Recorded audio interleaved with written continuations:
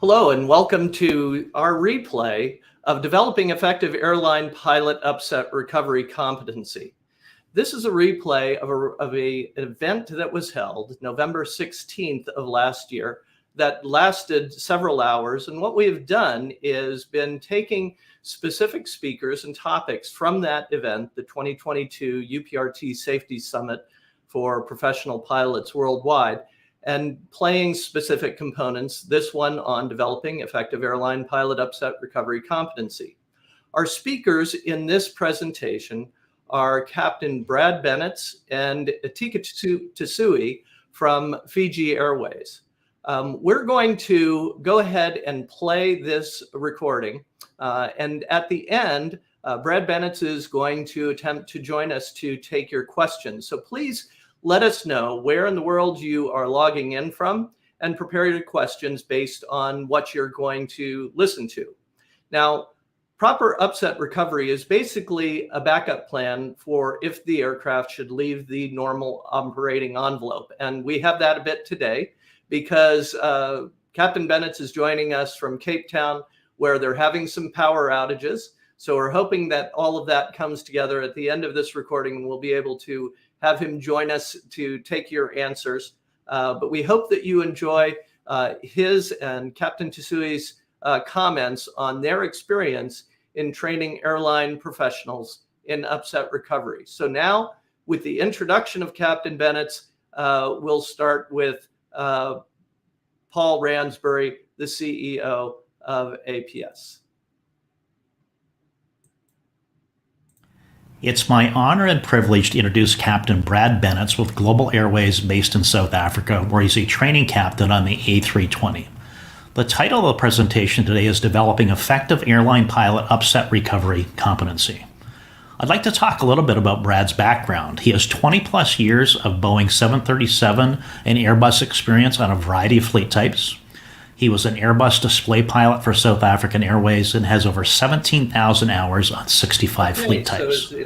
Of particular importance to today's conversation is expertise in UPRT. Brad is arguably the world's leading practical UPRT implementation expert on A320, A330, and A340 Airbus fly-by-wire airplanes with vast experience implementing UPRT programs on the Boeing 737. He has a grade 1 instructor rating, and from an all-attitude experience standpoint, he has 18 years of competition and airshow display flight experience, over 600 low-level airshow performances, and his team won 2 silver medals at the World Grand Prix of Aerobatics in UAE and Japan. He's an airshow display authorization examiner with the South African Civil Aviation Authority, and most importantly from our perspective, he's 7 years now as an APS-certified Airbus type-specific UPRT check airman and trained the trainer instructor, APS's highest instructor rating. Let's go over to Brad. He's easygoing, well-spoken, a true expert, and a great friend. Over to you, Brad. I'd like to thank APS for the invitation to speak at this year's UPRT Safety Summit and to share my experiences of training around 1,000 pilots in the airline environment, specifically on the Airbus 320, 330, and 340.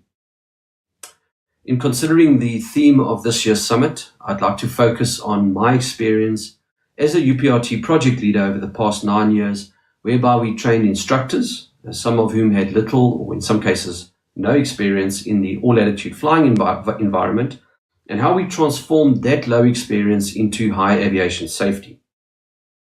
The theme of this summit also pertains to our airline line pilots who also had little or no experience in the all-attitude flying environment, and how they developed to attain the skill sets that were required in their toolbox to deal with upset recognition and prevention.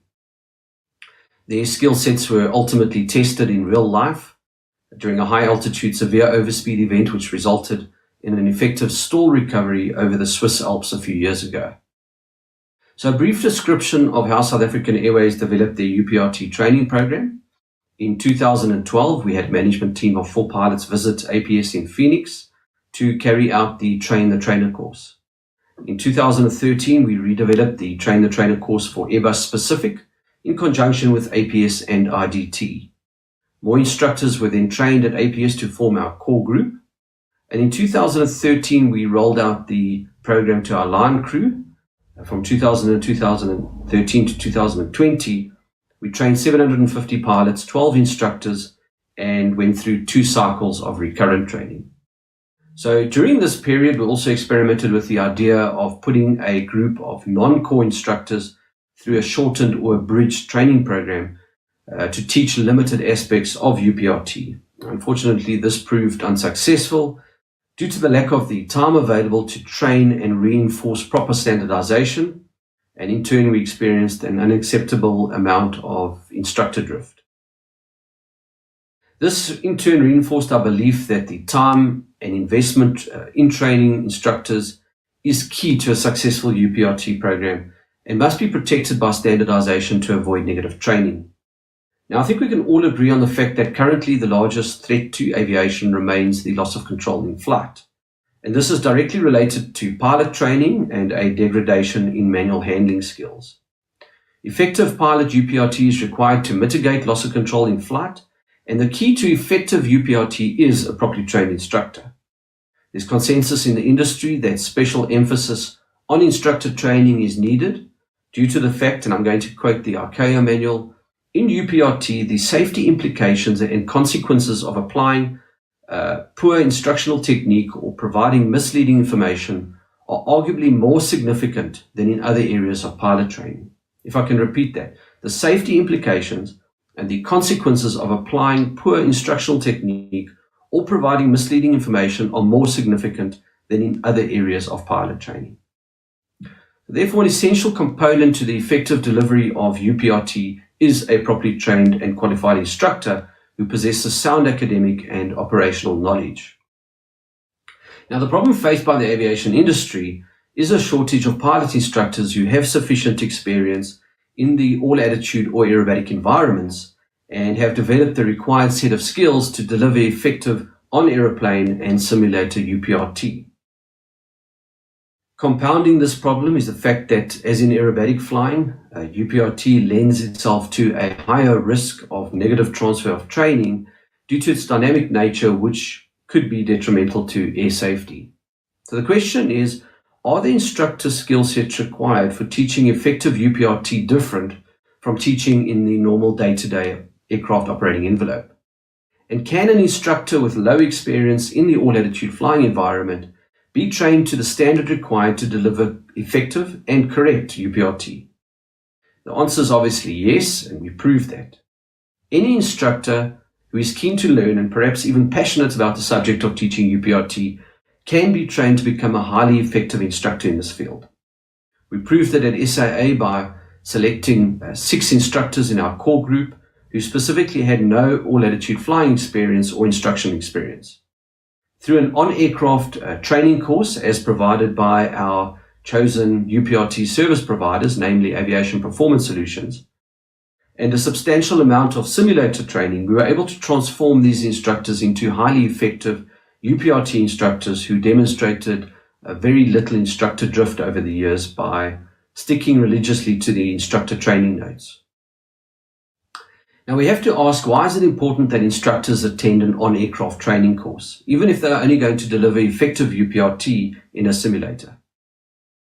Especially when transforming low experience into high safety, be it from an instructor's point of view or from the pilot's point of view, he's learning the skill sets required. Now the answer is simple. Firstly, on-aircraft UPRT provides the immersive experience. Now what we mean by this is that the core group of instructors need first-hand experience in upset startle and recovery to teach it properly. I used the analogy previously of teaching someone how to land on an aircraft carrier when you yourself, as the instructor, have only ever read about it or perhaps watched the movie Top Gun. I'm sure Otto will agree that it's pretty important when we talk about the experience. See? We have to look at human factors and startle. Now, one needs to understand fully that a pilot's brain functions differently under stress and startle compared to when there is no stress or very little stress. Flying a real aircraft and experiencing UPRT is certainly the best way to understand the coping mechanisms around which the training program is designed. The core group will then later on train the other regular instructors who normally do not possess the experience and will have to rely on the expertise of the core group to compensate for this gap. Thirdly, we have to look at reactions or behavior that could be considered to be counterintuitive. And when we generally need startle in a real-life situation to experience this phenomenon, we know that several vitally important flight control inputs are required by pilots during considered to be counterintuitive. And this is when your heart rate has gone up and your IQ has gone down. So training is needed to enable crews to perform these counterintuitive actions. An example of a counterintuitive action may be, for example, unloading or pushing during a stall recovery in a nose-down situation. Now, there's a caveat to what I've just said, in that on-aircraft training for the instructor could also have a negative outcome if not applied properly in the FSTDs. On-aeroplane and FSTD training should be from the same page. In other words, the experience gained from on-aircraft training should be interconnected with the FSTD training so that they complement each other. To put it simply, FSTD training is the look module and on-aeroplane training is the feel module. It's also very important that on-aeroplane instructors be familiar with FSTD training, especially the type-specific UPRT modules. And this is obviously to ensure that negative transfer of training doesn't occur from small aeroplanes to heavy jets. Now, over the years of training hundreds of pilots in our airline environment, we had to be careful at the early stages of the program that we didn't assume that the average line crew actually possessed a comprehensive level of UPRT-related knowledge. And in fact, in some areas, there was definite knowledge deficiencies. Lockeye accident data has indicated that even highly experienced flight crews exhibit signs of shortcomings in understanding and reacting to their predicament in an upset situation. According to ICAO, many Lockeye accident investigations have revealed that the affected flight crew had actually received misleading information from their well-meaning instructors in their organizations. In fact, some existing training practices were found not only to be ineffective, but were also considered to be a contributory factor which led to inappropriate responses by some of the flight crews. Now, some examples of the knowledge deficiencies that we identified in our organization when we rolled out the UPRT program were: one, a poor understanding of aerodynamic principles in modern aerodynamics involving high altitude flight or modern wing design related to stall characteristics. This required UPRT academics to cover significant content that is not normally addressed in our normal line operations. Then there was none or very little of the understanding of the maneuvering envelope. This led to longer training times to integrate the theory with the practical. There was a very basic or insufficient knowledge of Airbus flight control laws and protections. We found over the years a degradation of manual handling skills because of the airline policy at the time and possibly underconfidence of the flight crew. Many of the crew had never flown the simulator manually at high altitude. Many of our crew had never actually carried out an approach to stall in various attitudes and at higher altitudes. Few of our crew had ever faced a true startle event, and therefore they had very little understanding of the physiological theory of the startle event. This actually led to the crew being extremely poorly equipped to deal with startle and fear in a real-life situation. We then had to undo the incorrect techniques that were taught in the past regarding the stall recovery. We realized the importance of the law of primacy and why UPRT must be taught correct the first time around. These differences between how we have trained in the past and current comprehensive UPRT are greater than what we initially thought. We found that the control inputs of our crew were insufficient when required, such as an Airbus 340 in an overbanked situation where full control inputs have never really been practiced in a simulator. We found there was a complete lack of situational awareness regarding the Airbus trim wheel in a possible out-of-trim situation. We provided extra training in dealing with Airbus mode reversions to avoid undesired aircraft states. And we had to reinforce the real meaning of some of the Airbus PFD indications on the speed scale in normal and degraded laws. In conclusion to this presentation, and I can go on for many hours, our last point is that during my consultations with instructors over the years, I'm always surprised at how little is understood about a simulator's VTE, or validated training envelope, and the fact that existing FSTD flight models have deficiencies in adequately representing aircraft characteristics outside of the normal training envelope. In other words, in conditions which exceed the airplane flight envelope data used for the FSTD qualification. Now, many current FSTDs don't have the enhanced instructor feedback tools to allow for a complete and accurate assessment of the student's performance. And in the case where we do have an upgraded instructor station, most instructors have not received sufficient training to use the iOS functions effectively.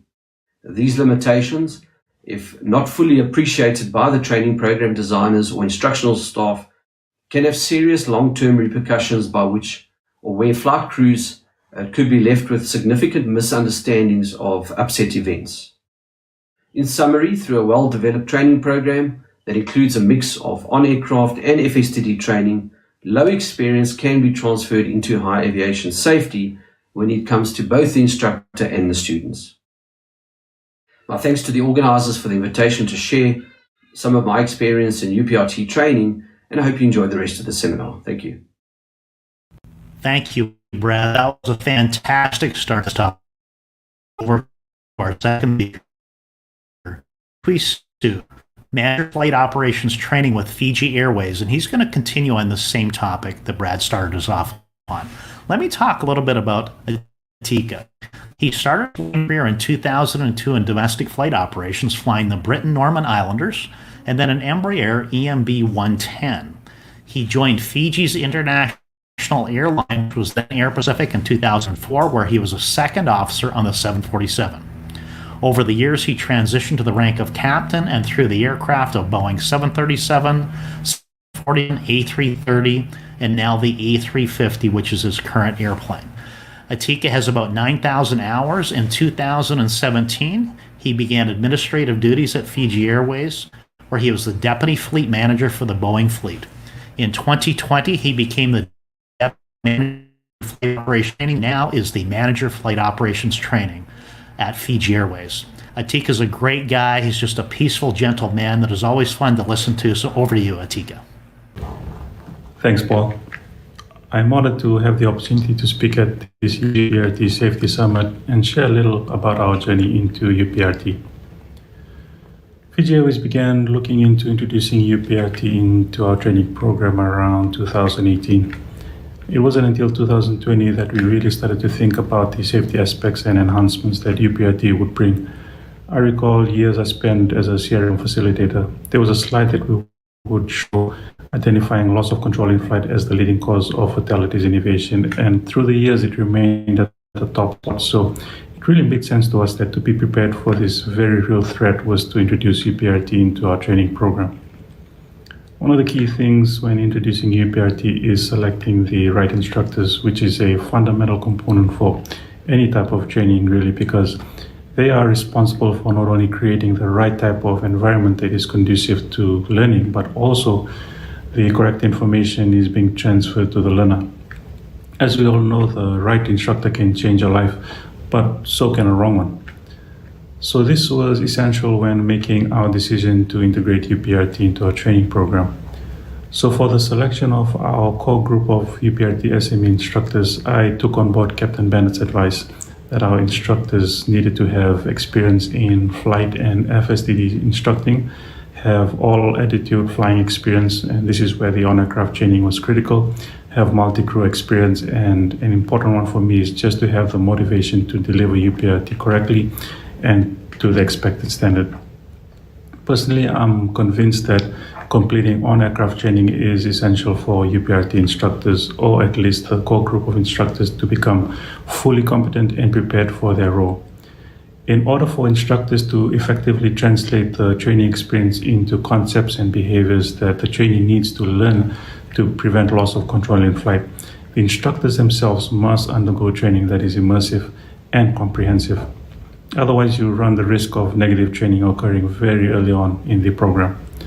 As Captain Bennett joked, it would be like teaching a pilot to land on an aircraft carrier after watching Top Gun.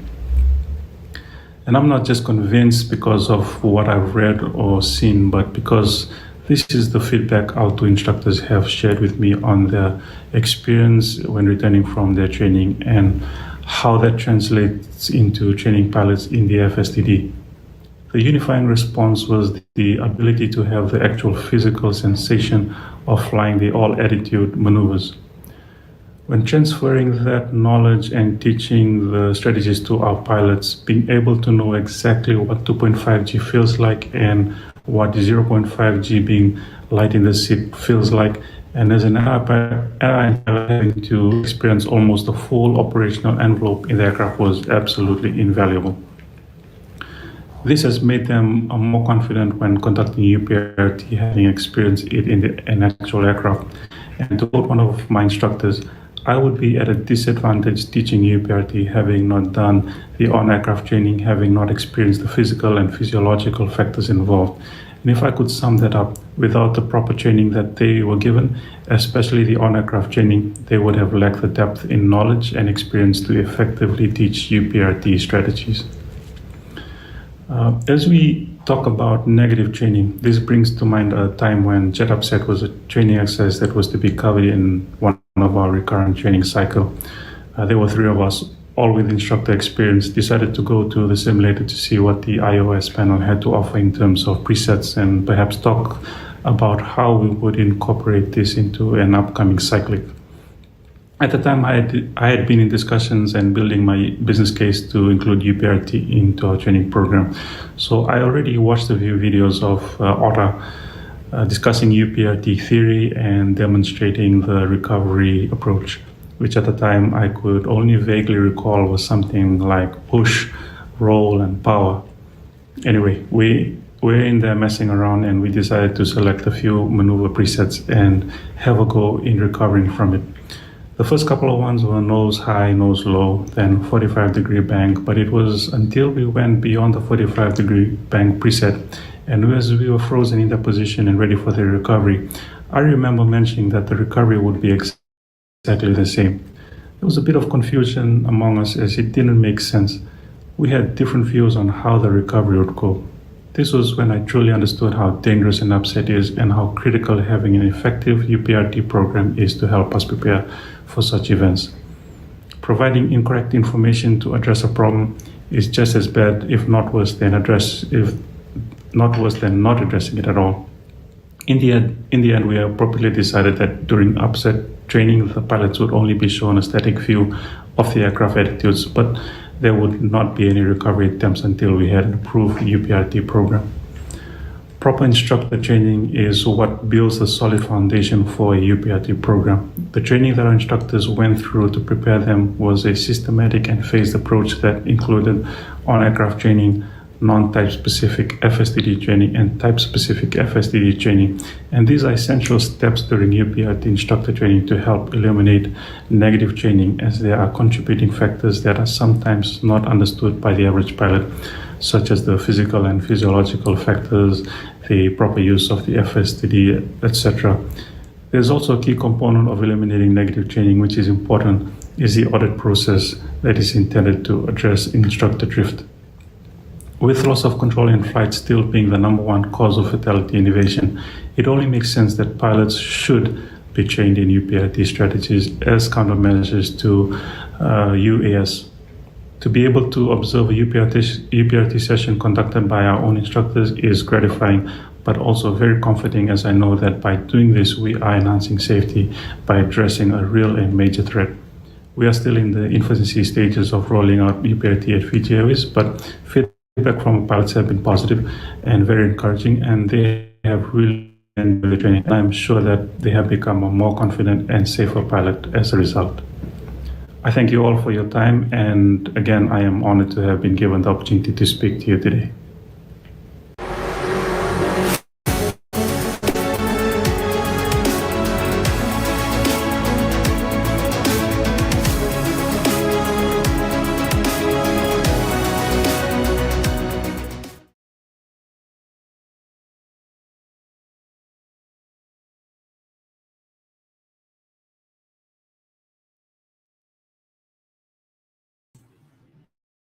All right, Brad, glad to see you there. Let's see if we can get you unmuted. Unfortunately, looks like Brad has dropped out. We'll see if he's able to join us. Our backup plan was for him to call in on WhatsApp, and we may be able to hear him on speakerphone. But while he's joining us, I think I'll talk about a couple of the points that were made by both Captain Bennett and Captain Tsui. I see Brad is back here. We'll see if we can bring him in there. But unfortunately, his bandwidth in Cape Town just isn't quite getting the job done. Brad, why don't you try calling in on WhatsApp, and we'll see if we can communicate that way. As you can hear, was explained by both captains, there are assumptions that we make in the training of airline pilots that, how about now, Brad? Why don't you try us, see if we can hear you? And are you, unfortunately, not getting your audio at this point, Brad?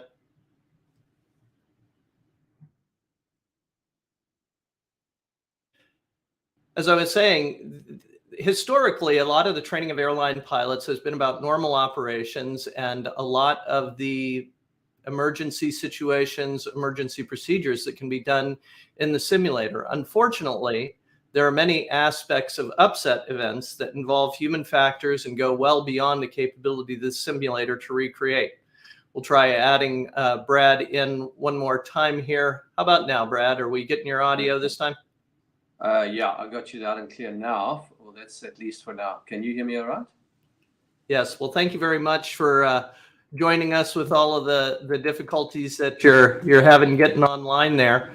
I just wonder, in your experience of training airline pilots, what are some of the assumptions that maybe airline management makes about the need for upset prevention and recovery training versus what you have seen in working with pilots themselves?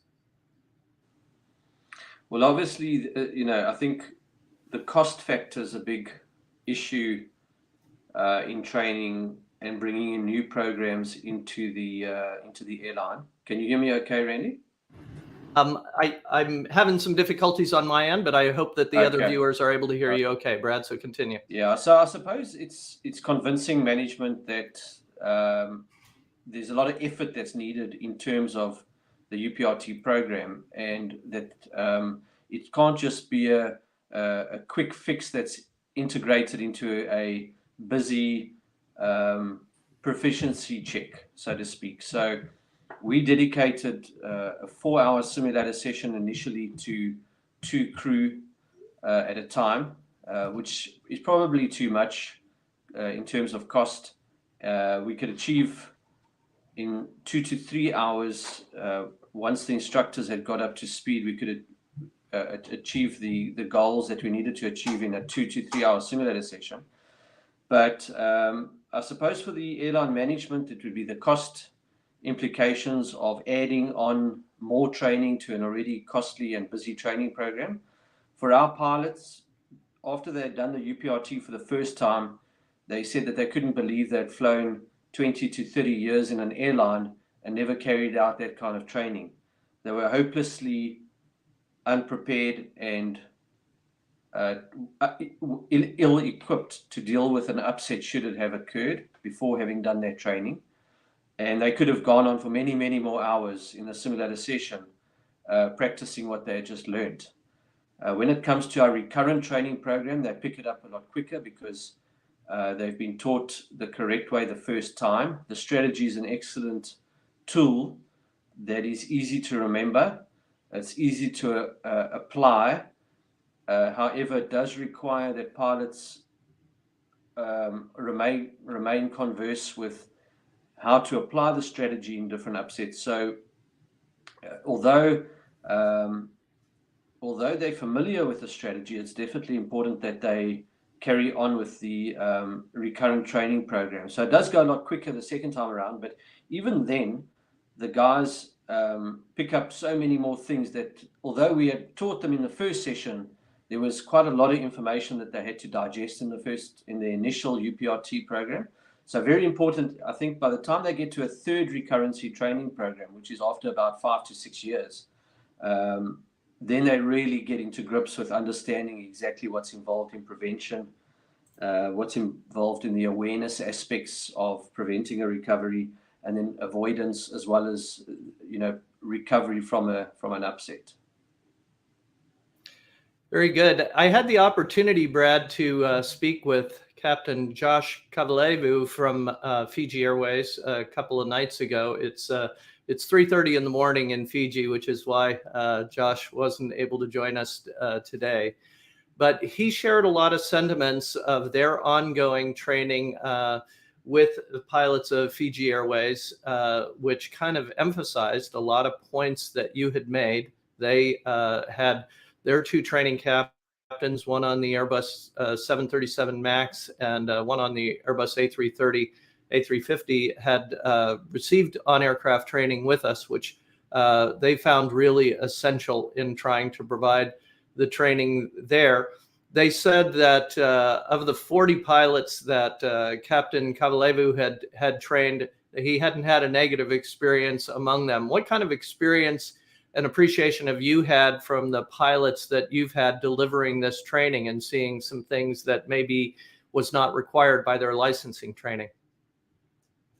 Well, we've had 12 instructors at the one airline that we trained, and one of our smaller feeder airlines we trained another 6 instructors there, all through APS. Every single instructor, it's been an unbelievable experience for them to be able to teach UPRT. A lot of these guys were seasoned aerobatic pilots. They were seasoned display pilots. They had flown hundreds of low-level airshow displays. About 50% of our instructors were in that category. And even those guys couldn't believe how much they had learned from going through the UPRT instructor training program. Firstly, the on-aircraft training.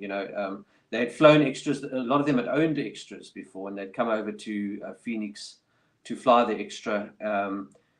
And I spoke to them after a couple of days, and they said that they'd learned so much in terms of what upset training is all about, as opposed to aerobatic training, where one has to learn how to deal with startle, one has to learn how to effectively train pilots to mitigate or to handle the startle and keep themselves functioning as pilots during an event. We obviously talked, I think myself and you guys talked a lot about what it would be like if one of our pilots ever ended up in a real true life upset. Would the strategy really prove itself in that case? And we saw that with an Airbus 340-600 incident, where there was a tremendous amount of startle, much more than what I thought would be. It was due to a severe overspeed where the guys had lost the 50 knots of tailwind as they flew over a mountain wave. And a 50 knot loss in tailwind, if any of the instructors who are listening want to try this in a simulator, just have the guys fly along with a 50 knot tailwind and reduce it to calm. And it takes about 10 to 15 seconds for maybe not even 50 knots. You can go for about 40, 30 knot tailwind. And as soon as the tailwind starts reducing to calm, you see a massive overspeed occurring. You see the trend vector going up like you've never seen it before. Now, if you're sitting at Mach 0.82, just about to start your descent after 13 hours of flying, and the speed trend vector ends up close to Mach 0.9 something, it's a truly startling event. These guys suffered the physiological effects that startle would create in terms of almost shutting down the prefrontal cortex. There was a lot of fear, but the strategy pulled them out of that and got them acting as pilots again, got them thinking, got them how can I say, it got them into a situation where they were now able to, with a little bit of confidence coming back, realize that they were able to recover from the stall because of the fact that they'd gone through the training. So our instructors who have carried out this training, every single time they do a session, they learn something new. Well, they don't learn something new themselves, but they see things happening that they hadn't seen before. They get a lot of questions that they haven't had to deal with before as the guys, because it's a very dynamic training environment. So I do get a lot of phone calls asking if they've given the right answers or what kind of answers they should give. But that just emphasizes the importance of proper instructor training.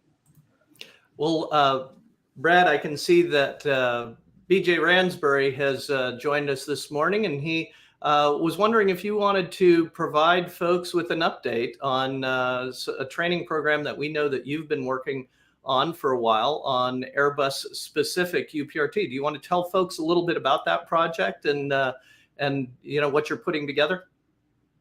Well, sure. You know, we started, I think it was myself and you, Randy, that was trying to develop something for a regulator that needed more information on how to actually go about regulating UPRT. So that was the genesis of the project. And we looked at how Airbus wanted UPRT to be trained. We looked at all the operational training transmissions that Airbus had sent out, and I started putting together presentations so that the regulator themselves could understand exactly how to go about regulating UPRT. But then I think it morphed more into helping instructors and also helping any line pilot that flies an Airbus understand a little bit more about what makes an Airbus tick in terms of its flight control laws, the protections, the characteristic speeds, the limit speeds, the flight envelope protection speeds, and there's of course many other speeds that are involved, how they all worked out. What does the 94% rule actually mean in terms of you know, the stall and how it's applied to Airbus, etc. So yeah, it's developed into a 5-module series, which is finished and it's available. Well, it should be shortly through APS, and then there's a 6th module which covers the A330 and A340 type specific differences to what. We'll look forward to seeing all of that when it gets done. All right. Well, I think we're about to wrap up. Brad, are there any closing comments that you'd like to share with our viewers? You know, loss of control, I think, is still the biggest danger to aviation safety or to lives. And I think over the years, it's gained momentum from the regulators. I still don't think the regulators know exactly how to regulate UPRT. They themselves have never been through, well, our regulators have never been through a proper UPRT training program where they see how instructors are trained to a point where they can deliver effective UPRT and correct UPRT, and the importance of, in terms of the law of primacy, getting it right the first time. And I think that we are making headway slowly. I think pilots, especially in the airline that I fly in at the moment, and many of the other airlines in South Africa, there's a tendency towards more manual flying being incorporated whenever possible and where appropriate. And I think that that's helping to solve the problem of loss of control in flight, you know. I just hope that all the countries and all the regulators take it as seriously as what it should be taken, because it is the biggest cause of fatalities in aviation still. So Brad, I know I asked you to wrap up, but one of the points of doing these replay events is it gives us time to spend. And we have an additional question that just came in while you were speaking that I'll show now. And it asks a really good question. And I like the fact that the person, Samu, who was asking this, understands the threat of getting on the backside of the thrust required curve at altitude. Do you have anything to address on his question there? Have you got a good training scenario suggestion for simulating below green dot deceleration trap near the max altitude? Did you do a high altitude slowdown demonstration or scenario in your training, Brad? Yeah, we do that every single time we do recurrent training as well as an initial training. It's actually covered in one of the modules that you'll be able to view quite well in terms of why pilots should not routinely fly below green dot. We've got our first regime and second regime of flying. Pilots who have never been through a UPRT program wouldn't have a clue what I'm talking about. Or maybe they've heard that at some stage in their careers, but they wouldn't be able to articulate it. But essentially what we have done in the past is we, through our iOS setup, we can simulate an overspeed situation. We can simulate a severe overspeed situation, but that unfortunately causes the autopilot to disconnect. What we're trying to do is get the pilots to apply the memory items, although they're not memory items, but they are instinctive items in sequence of what one should do for an overspeed. And that's obviously firstly to reduce the speed, to go selected speed, reduce the speed, and keep the autopilot engaged for as long as it will stay engaged. So if we activate a medium overspeed, or how can I say a mild overspeed, we can still achieve the same scenario. And what will happen then is that at close to rec max, the auto thrust will, the pilots will reduce the thrust below green dot instinctively because they've had this sudden situation occur. They might not always reduce it below green dot, but if they just go for a sudden pull and reduce the speed, sometimes it will go below green dot. The thrust will reduce and the airplane will start slowing down. And then all we do is we say to them, if you watch what happens now as the speed decreases towards VLS, and now you try and get the speed to increase again at max altitude, there's just not enough thrust to stop the deceleration. And we obviously pull out the total drag curve and we show them how the airplane has ended up in the second regime, where the slower it gets, the slower it's going to keep getting, and there's just not enough thrust to overcome at high altitude. There's only about stop the deceleration. What one can also do is just close the thrust levers at high altitude, simulating a situation where pilots might instinctively do that through the startle effect. A severe overspeed.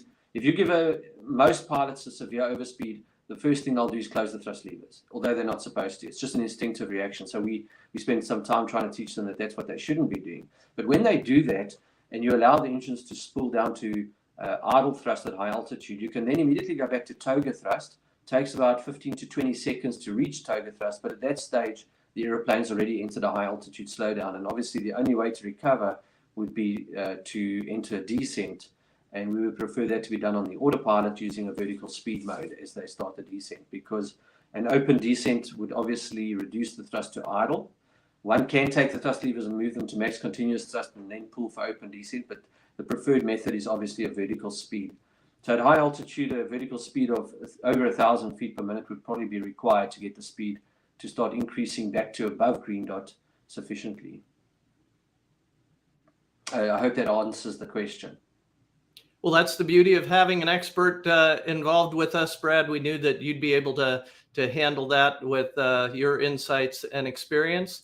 I want to thank you very much for joining us today and for doing your initial recording and then answering some of the questions for folks and having this conversation. You've always been a great partner with APS, and we look forward to working with you again in the future. Good luck to you, Brad.